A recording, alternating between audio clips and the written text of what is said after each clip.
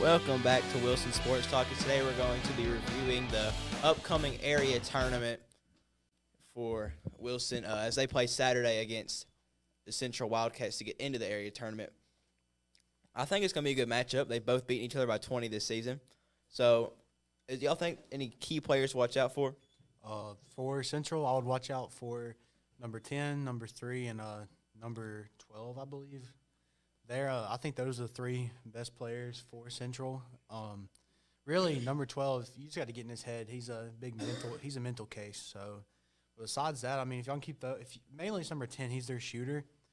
If you can keep him from getting hot, I think y'all have a good chance because y'all have beat them in every stat. Like, y'all have better size, better shooting besides number 10. That's right. So, they have a bunch of seniors that mostly do play. I know Mark Glover is one of them. He is really shifty and really quick, and he likes to shoot that pull-up jump shot. Noah, how do you feel going into this area tournament? The whole time I'm just gonna sit the bench. But I have hope in you And me. because you play.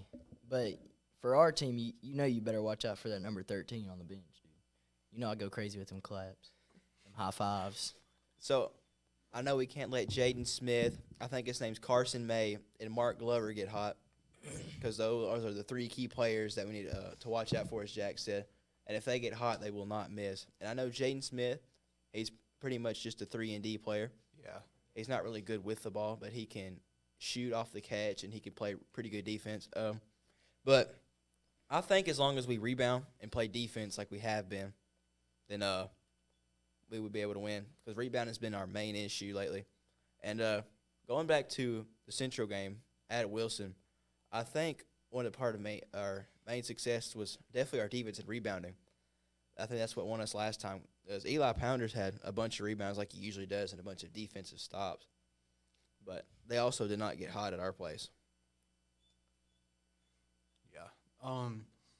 I feel like if Braxton Glaze can play like he did against Central last time, I think it's a wrap because no hate on Glaze, but if he's got a shot that he remotely thinks he's going to be able to get off, he will shoot it, and that's just his big weakness. He's got to learn how to be more of a move the ball, because he has trouble recognizing when he's having an off night. Like he doesn't realize I'm not making the shot, I don't need to shoot it. He believes shooters keep shooting. You know what I'm saying? So He fully believes in that term, shooters shoot. yeah. But sometimes if we just run through the offense, we can mostly get our buckets from there, easy layups and stuff. That's what it usually comes down to from our offense. But as long as we don't let their shooters get hot, we should be pretty well executed. And we are playing at Deschler at the Dome. I've always never liked playing at the Dome. I've never played well at the Dome. Do any of y'all have any bad experiences or good experiences from the Dome? Oh yeah, I have a really bad experience at the Dome, but we're not going to talk about Explain that. on that, Noah. No, I think We're not you going need to talk tell about him. that. Yeah, you get it. Why are we not explaining? I just played really bad. You played really. What happened Yeah. after What the game? happened after the game? Oh, after the game, yeah, I just walked off the court. After saying some really vulgar language. Yeah, some negative words. But if we do end up beating Central, I think we will play Monday or Tuesday against Deschler, and Deschler's only lost I think one area game, which was against to Rogers, and that they put up both teams nearly 80. So there was no defense whatsoever. But I heard there was very bad officiating, and every time we've played Rogers, it's always been a shootout. We've haven't lost by more than 10 against them. Last time you lost by 12, did y'all not? Well, it was something like that, but we've always been in the game. Yeah. We've always been in the game. It was just our costly mistakes that have ruined the game. If we end up having to play against Deschler, I feel like that'll be tough because they have home court advantage. I mean, it's just like practice for them. I really have to stop number 5. He's about 6'6". He can shoot the 3-ball, and he's very athletic on the inside. And number 24, KJ. KJ, he's been a big player for them since he was a freshman. He'll make the 3-ball. I mean, if he's on, he'll pull up from 30 feet out, and he'll make it every time. So that's just they're two impact players. I feel like you really got to watch out for, and they're really athletic. So when you're playing against a team like Deschler, you've got to play 110% every time. You can't take a possession off. As Evan explained last episode, up by like a good bit at half both times they came back because we don't know how to close out games. It seems like at Wilson most of the time. So that's the biggest problem in my opinion.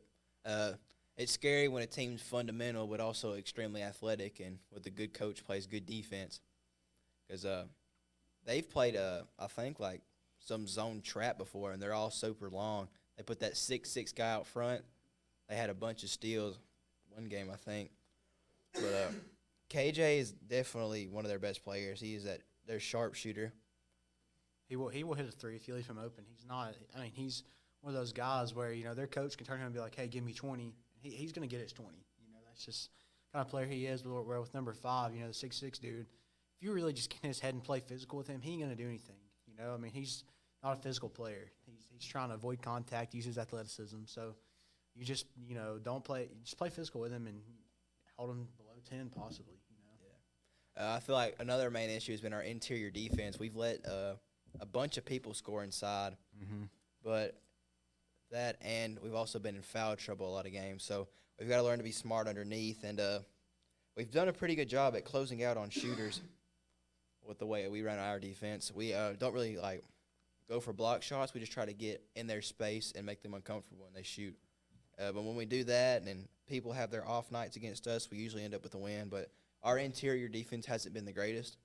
I feel like not meaning to cut you off, but I feel like a big problem with the interior defense is because instead of just bodying up like Eli needs to, I feel like he tries to go for the block shot too much, and really he's big enough, with his wingspan that you just got to get in their face. It's hard for them to see over. It's going to take a lot. Now with this dude from Deschler, it's different. They're about the same size, so you have to play physical and try and get the blocks at that point because he's more athletic than Eli is. But I say you go for the blocks, but you don't swat. Yeah. He does that a lot. He swats, but if you just jump straight up, yeah, exactly, and you can test the guy, he probably won't make it 9 out of 10 times. Mm-hmm. What about the girls who play Monday, I believe? Yeah. Who they play? I don't really know. I'm not sure who they play. I think they probably play Rogers because I think Central's the 4 seed. I don't know actually. I think Deschler's definitely the 1 seed. Deschler's 1, Rogers is 2. I feel like. Then Brooks, Central, and I know Brooks has beat our girls, so we're probably a 4 or 5 seed for the girls too. Wait, did you say Brooks has beat our girls? Did they not beat our girls? No. Oh, they didn't? Brooks is their girls are awful. Oh, really? Yeah, so I think we're the 3. I think, yeah, if they were the 4 or 5 seed, they would be playing Saturday as well. So I think they're the 3 seed because they don't have to be in the play-in. But I think as long as we play good defense and rebound, that's been our main weaknesses, then I think we should be fine for this game. Anyone else have any? I'll try to bring energy on the bench over there. So We need energy as much as we can. I feel like that's also another problem. me and Freddie.